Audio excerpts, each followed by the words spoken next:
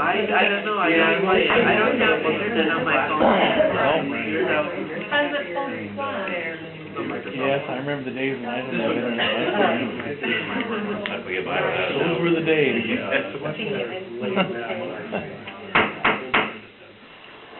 All right, we are back from our executive session. Next item on the agenda is item G, Ordinance 2014-1880, establishing the position of Chief of Police and adopting specific municipal code section 2.28.020 and 2.28.030, authorizing employment of the Chief of Police and requiring the Chief of Police to post a bond and take it on the lot.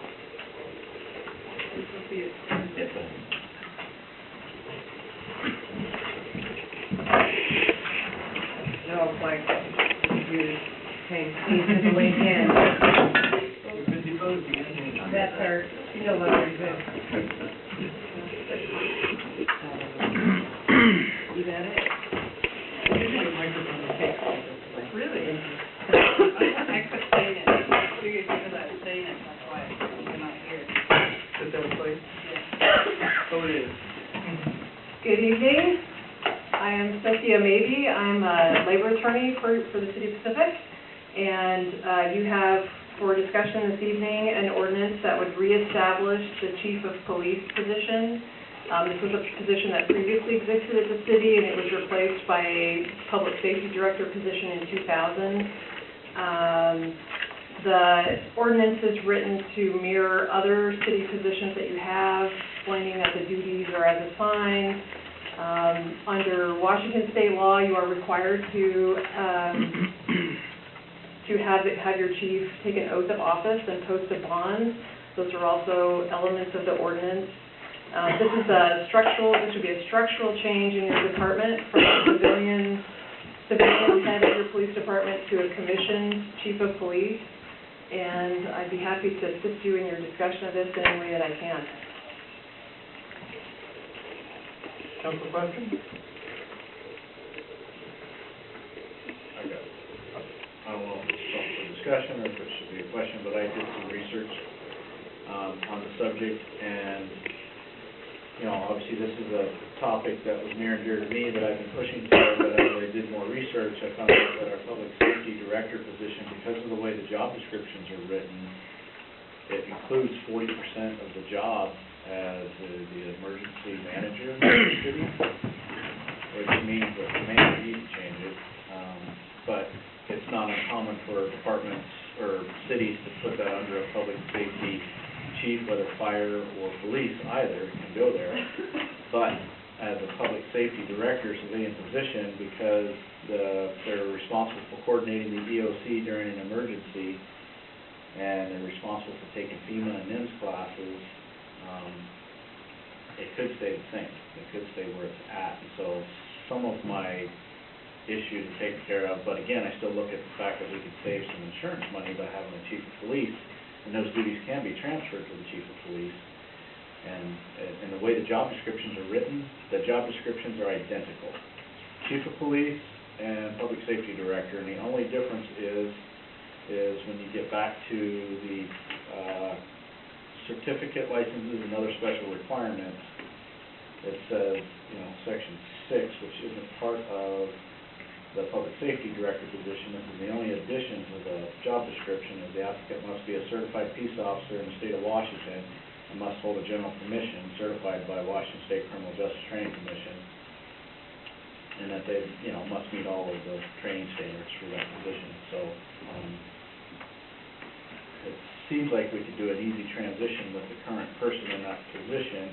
I checked with MRSC today, and they said it should be an easy transition as an administrative action, just because the job description doesn't change and the duties aren't changing any at all. So I don't know if that's a topic for discussion or if it's not really a question. If you see something that you can clarify in that for me.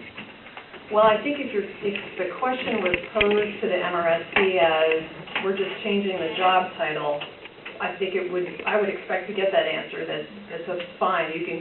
You don't have to undertake any particular hiring process if you're just changing the title of a job. But I would expect that if they understood it was a change from a civilian public safety director to a commissioned chief of police, that although the bulk of that job description looks very similar, that change from civilian to commissioned does have certain requirements under state law, and those are referenced in the agenda cover, I believe. So there's some statutes in RCW 3521. Those are 3521, 333, and 334. So those are certainly some requirements that you as a city would have to follow in appointing into that chief of police position as a state law requirement.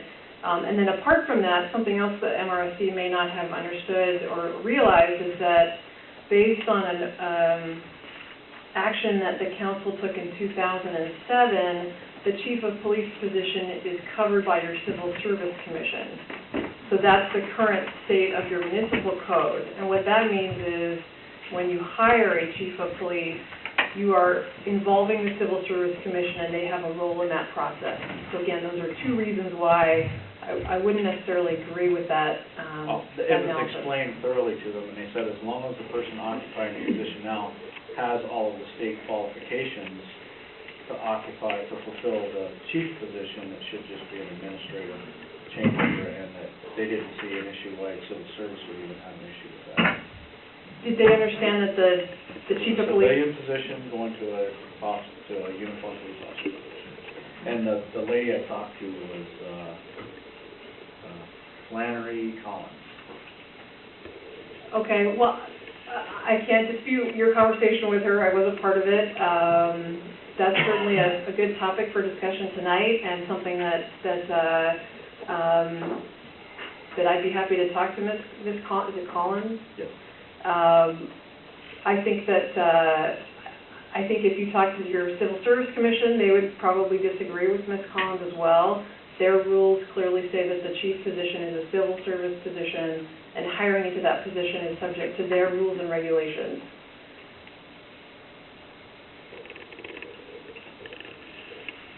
Other council discussion?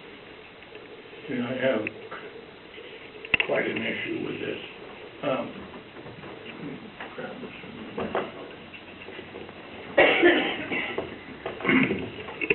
I don't know where we're going with this whole thing, and I'm really confused at this point. The way I understand here right now, the proposal is to completely rewrite the job description of the police chief. And in doing that, number one is, I think that has to come under the control of civil service. Whatever we rewrite as a job description has to still be approved by civil service, because it's a civil service position.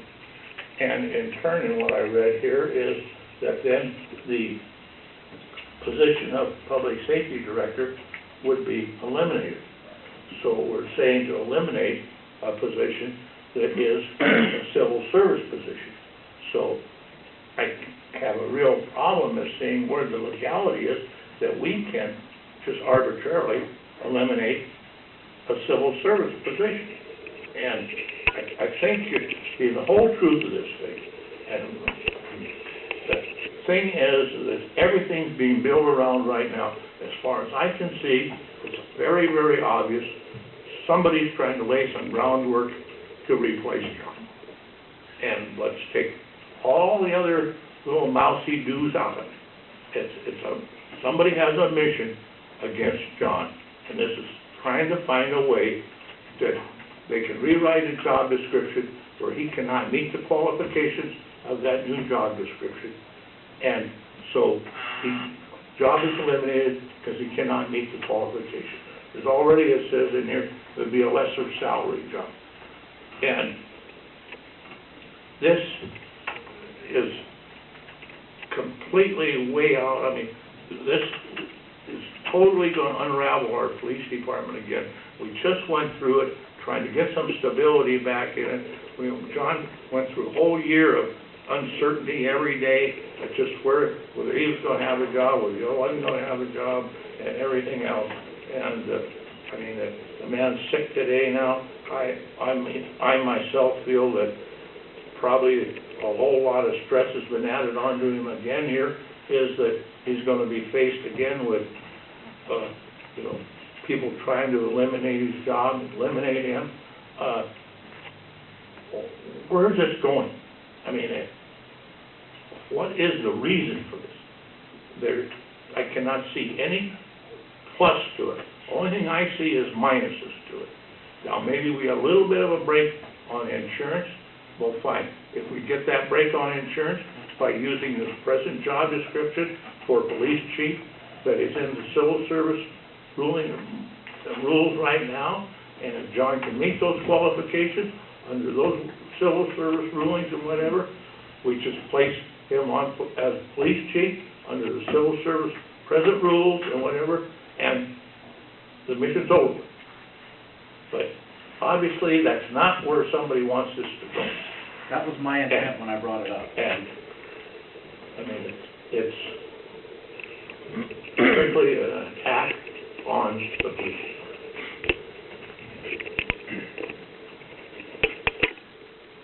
Further council question? Just one comment. I agree with Clint's statement. I didn't bring this up to harm anybody. I brought it up because I thought I could save the city some money. I was told, I haven't been able to verify that, but I have no reason to dispute the information I received from the person I received it from, that we would save anywhere in the neighborhood of $25,000 to $40,000 a year in our insurance premiums. So why wouldn't we look at this? And if we could minimize the disruption in the police department by just switching the job titles, because the descriptions are identical, then why wouldn't we do that? That's my only motivation behind it. If we think we're gonna pay someone less than we're paying John and get a quality candidate, I've looked at John's pay stub, it's not gonna happen, I'll tell you that right now. John takes home a lot of cash, but he has no benefits. He's being paid cash in lieu of benefits. We have to pay those benefits to the next guy coming in. And right now, our police chief gets paid less than the top union employee. Top union employee gets more money than our own fire chief, and that's not, you don't see that anywhere. Can I ask, what makes it to where John would not qualify for the new position? What disqualifies him? I don't think it does. Nothing at this point yet, but they're talking about rewriting a new job.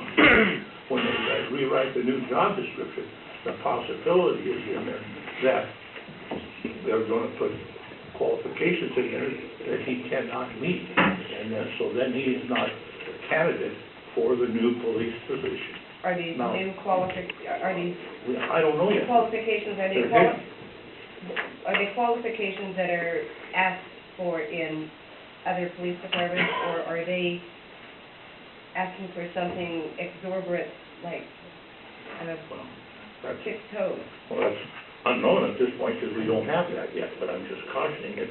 And Stacy's made saying that our police chief could pull a shift or actually go out on patrol.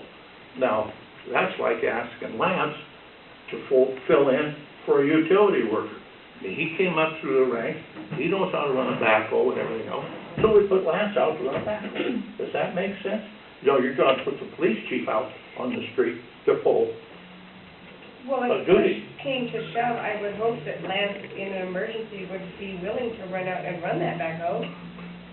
I would like to clarify that I asked We're getting at it. to reduce overtime if the chief would be able to, in the event that somebody was sick, or, I understand. that's what I asked. I understand. That's, Yeah, but still, and I was told no. the chief would not be going out on the patrol. On a regular basis, not with the duties that are described in the job description. So, now, am I wrong in saying that you are trying to create a complete new job description that is not the one that is in civil service at this time?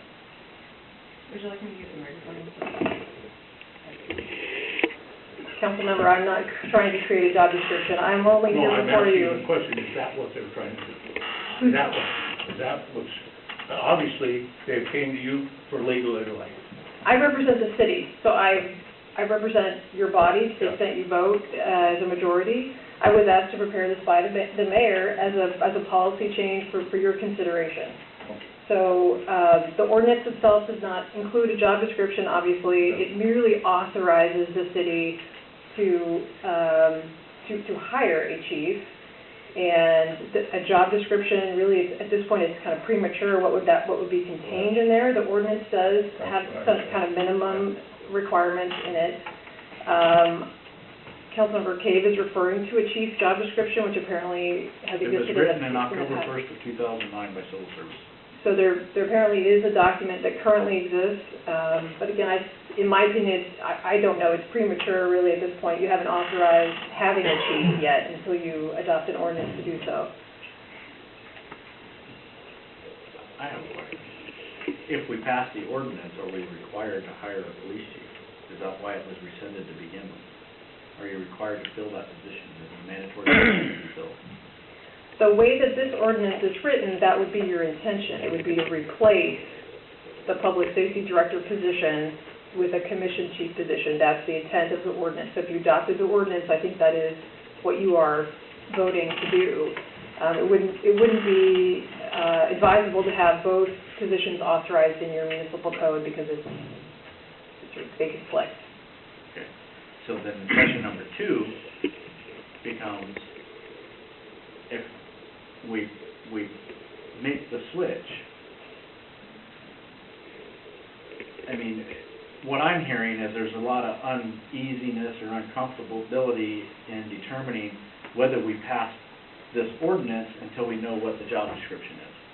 And so if we're going to accept the job description under civil service, and does our current chief possess those qualifications, that's what I'm hearing. I know I'm uneasy with upsetting the apple cart because I didn't come into this job with the intent of getting rid of the police chief. I just saw an opportunity to save the city money, and I wanted to take advantage of that. If the insurance can't see, if they think that commission means so much more that they're going to reduce our premiums by that much, then why wouldn't we do that? And if the person occupying the position now is qualified to be in that position, why wouldn't we just allow for a simple title change to accomplish what we can do to save money?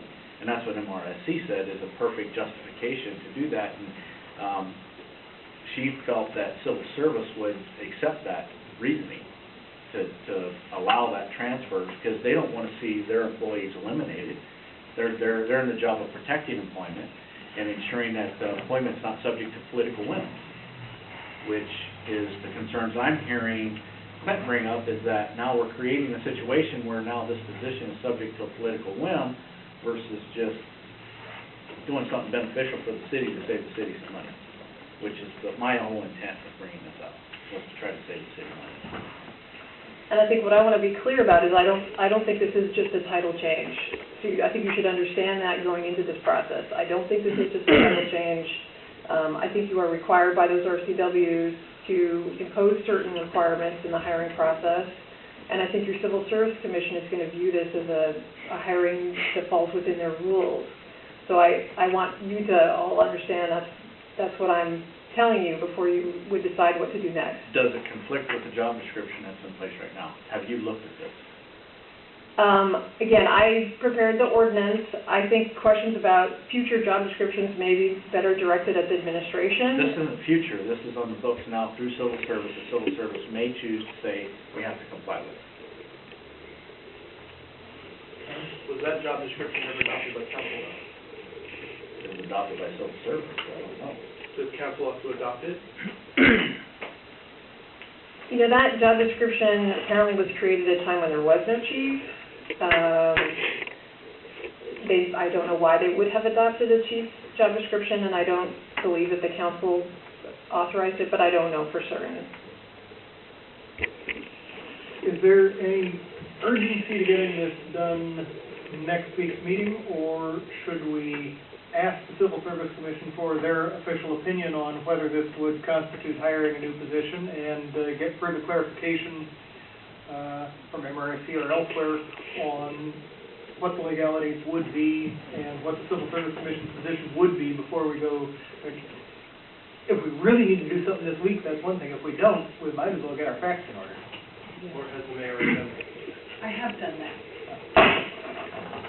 And so, I guess one of my biggest concerns is the conversation keeps talking about John Calkins.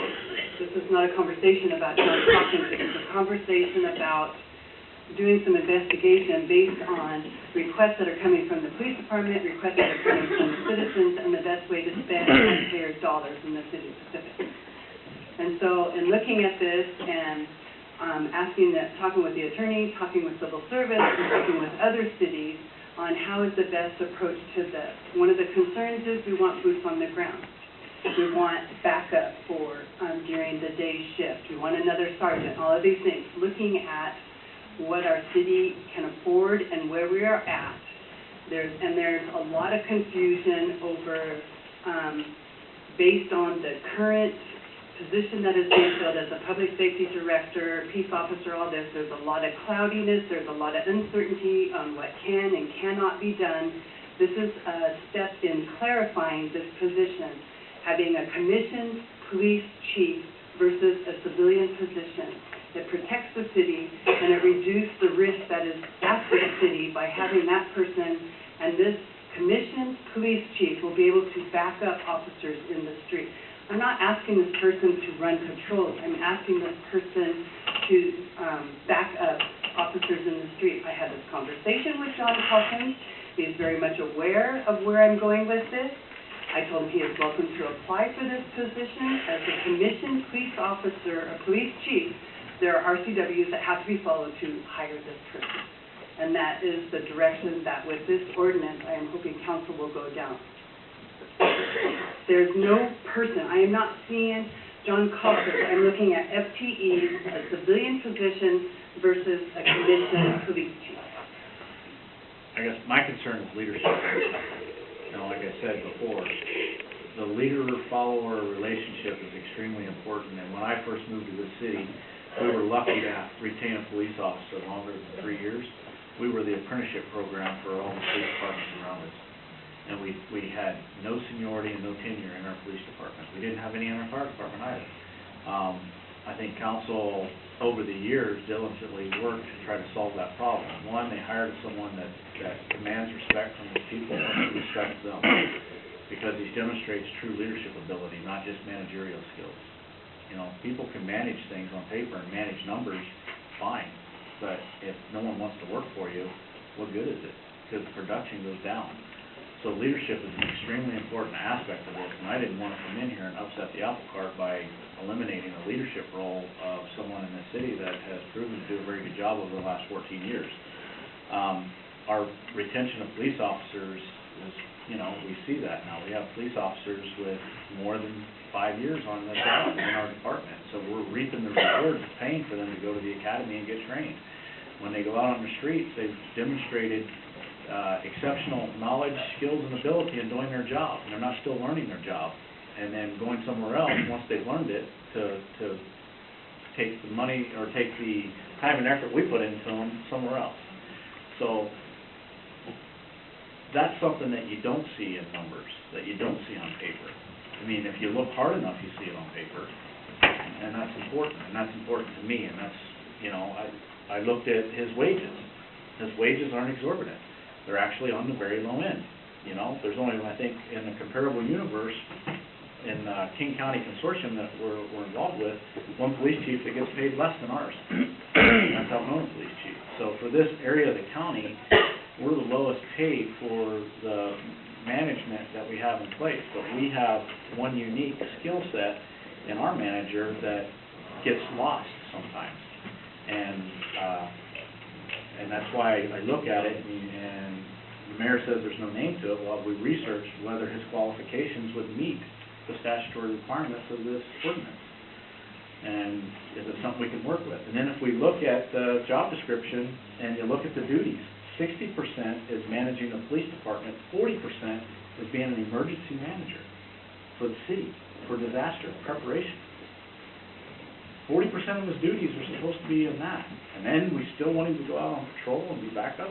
I mean, we got a lot of expectations for one person that, you know, things look good on paper, but when we start being realistic and how we apply these knowledge, skills, and abilities, we're missing an important element here. And that's my concern, is that it doesn't create a loophole that causes someone who's been a leader in our police department that's held it together, even during time of turmoil, and these guys coming back to work day in and day out and doing a good job for us, and losing that aspect before he's ready to go and has prepared someone to step into his place. And that's my concern.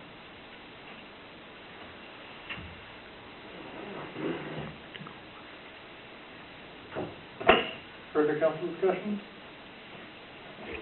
And I don't have the job descriptions you're working through in the packet, but to your earlier point, the job descriptions are exactly the same, right? Yes. So how is it different if we're gonna save money on the insurance, that the 40% of emergency management even comes into play? Granted, and Leanne said, we're not expecting to go out and patrol every day. If there's an emergency, he can respond. So how often would that happen? I mean, a small percentage of the time. My understanding is he's done it already. Maybe he shouldn't have, but he's backed up officers. So maybe we want testimony from officers to verify that, but I don't know. I mean, I just look at it, and if we're going to save money, we should do the police chief job and make it a simple administrative transition. If you're saying it's not as simple as that, then I think we should leave it as is, because 40% of this job description is as an emergency management, and our emergency management duties, and that is well within the typical job description of a public safety director in organizations that have public safety directors. And we could leave it as is. We pay a little more in insurance premiums, but we save a lot more in retention of officers. I'd like to ask why we would save $25,000 to $40,000 a year. I don't know. Because you're the one that researched that. You're the one that brought that to me. It was brought to me by the mayor and Richard. Oh, okay. So, anybody? I don't know if we actually said that number. When we got insurance last year, we were told that we were paying a higher premium. They didn't say an exact dollar amount, but we were paying a higher amount based on the police position, public safety director. What will accreditation do with that? No. It won't even affect us.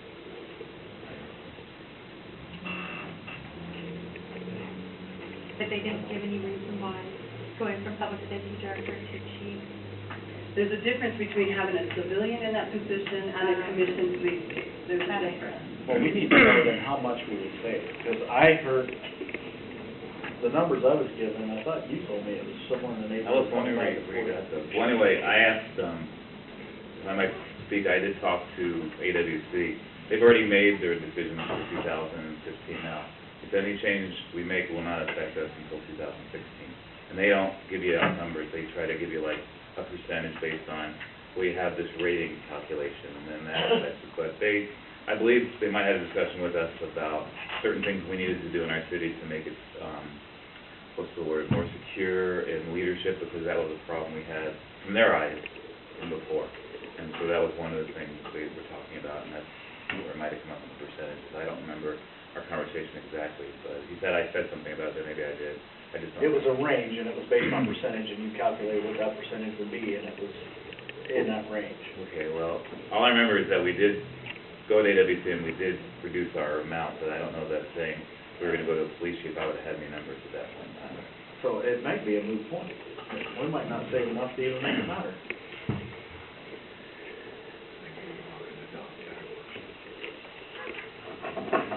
Further council discussion? Council's pleasure on this, further study? I think we should table it until we do more research. And you definitely need more research, right? With the direction of the council, what research exactly do we want to see? What's the new job description exactly? Job description that civil service has at this time, with all these other, RCWs and everything else. I don't know what they say, so can't answer. So actually, what is the new job description going to be for the police chief under the guidelines that are printed out here? And is that job description approved by civil service? And then we need to research for this point right now. We're talking about things that we don't even really know because we don't have what they're proposing as a job description. So assuming that is job description in 2009 approved, would you vote for this next week? I have to double check it, but as far as I know right now, the input I've got from it, I don't see any reason why we wouldn't, because we would have to there'd be no changes made in management, because management is qualified under all the guidelines of that job description. I think it should go to public safety for more discussion and research. But if the research is just the job description, what else do we want to do? What other research do you want? Impact to the organization, impact to the city, if it does end up resulting in a change in leadership at the top, I think we need to know what those impacts are. I want to know how much money we would save in insurance premiums, because if there's no significant savings, then why would we disrupt our organization? That's the only reason I brought this up. I brought this to the table. That's why we're talking about it right now, because I was under the impression we would save a significant amount of money. And to me, $25,000 is significant. I don't know about people in the audience, but $25,000 in my budget, even though in the grand scheme of the city's budget, it might not seem like much, $25,000 is a lot to me. You know, that could help pay for that other police officer. So I look at it from that perspective. But if it's not that much money, if we're only talking $5,000 for the turmoil that this is going to create, that ain't worth it. So I want to get some more research on that. And I think public safety should have a chance to look at it, maybe solicit input from John, maybe even from some of the police officers to get some information on what the general feeling is and what would be best for our city. You guys have been asking for another commissioned officer, and this position would turn the chief from a civilian to a commissioned officer and allow him to have more feet on the street. You gotta be careful with saying the chief's gonna be feet on the street, because you could be creating an unfair labor practice that the union would come back and spank us pretty hard with. Because now you're taking work away from the union.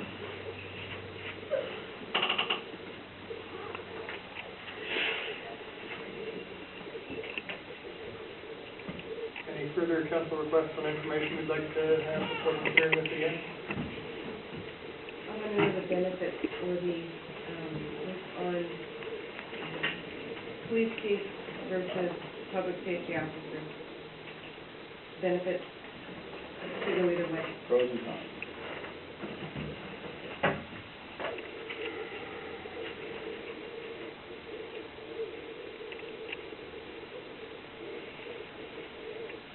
So as it stands now, he's unable to assist in a call because he's a civilian. But were he to be a commissioned officer, a chief, he would not be able to assist because of union? Because he's managed. We're not talking about assist, we're talking about filling in a shift because someone called in sick. Right, but if That's he can said assist in That's not everything that's backup. said. Backup, that's the word.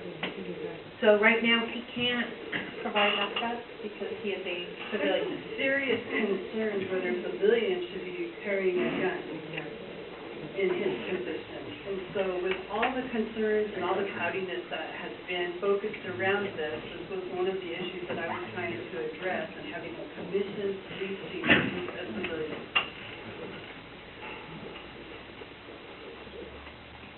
Is it legal for him to carry a gun I can't get a straight answer on that. as public safety director? Do you have an answer? I don't have an answer for you on that. Can you find out if it's legal for him to, while on shift or in his role in his office, is Washington's an open carry state, I can carry a gun. Yeah. And he does maintain a certified police officer certificate from the state of Washington. So we want a civilian, and I'm not looking at that, I'm looking at a commissioned police officer that can back up an officer on duty. I know what you're looking at. But I'm looking at the impact of the What organization. are the legal, let's say there's an incident, and he goes to back up an officer, and he ends up, taking his weapon out of his holster. What's the impact on the city if something happens? I can't tell you that off the top of my head. I would imagine that as a practice, you would not want your civilian employees to be armed and using lethal force during the course of their job as a civilian, but I don't know what the current practice is of your public safety director. I mean, is he currently armed and Apparently so. using? Apparently, I don't know for sure. Can we ask any, okay. I don't feel real good about that at all. I didn't realize that It's a cloudy issue. I have not been able to get a certificate. okay. I'm trying to clarify it. Is that Again, kind of because major lawsuit on the city if Well, we maybe were we to- should, as public safety, get those answers. Do some homework. any other, Oh, just add to the throw my agenda. way. It's not you alone, Katie, it's all of us on that committee.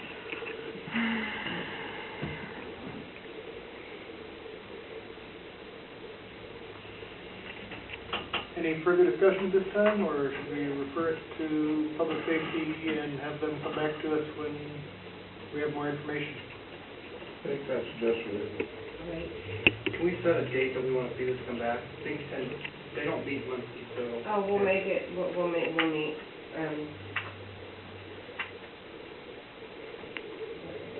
let's set a date now, since we're all here. The next workshop? No, for public safety. Oh, First Wednesday of the month. No, that's public works. I thought you said public safety. Public works. Oh, sorry. How about November 4th? Oh. Election day. I'm not available. Are you available on November 4th? Well, make sure that the decks are available. I can provide backup. Right, you are the alternate. Well, I think the sooner the better. There's no way you can do it on the 4th?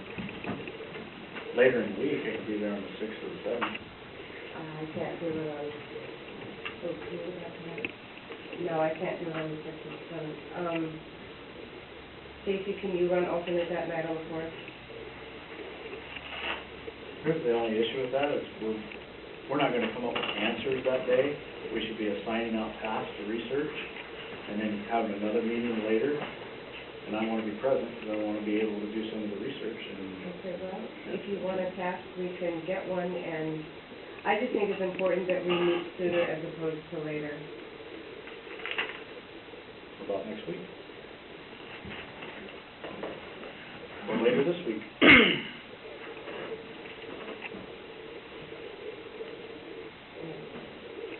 I'm available the 23rd. How about the 23rd, the 24th, the 29th. I work the 28th, I'm available the 29th. 30th.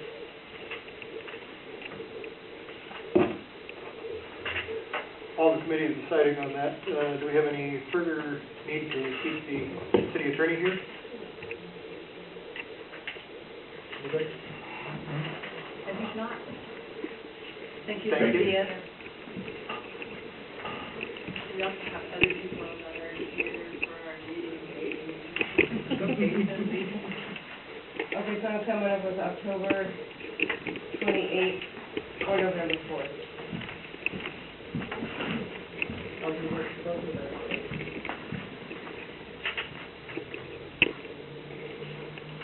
So maybe you guys can get together after the meeting and figure it out. Yeah, we don't have to take them to get that. All righty, then, back to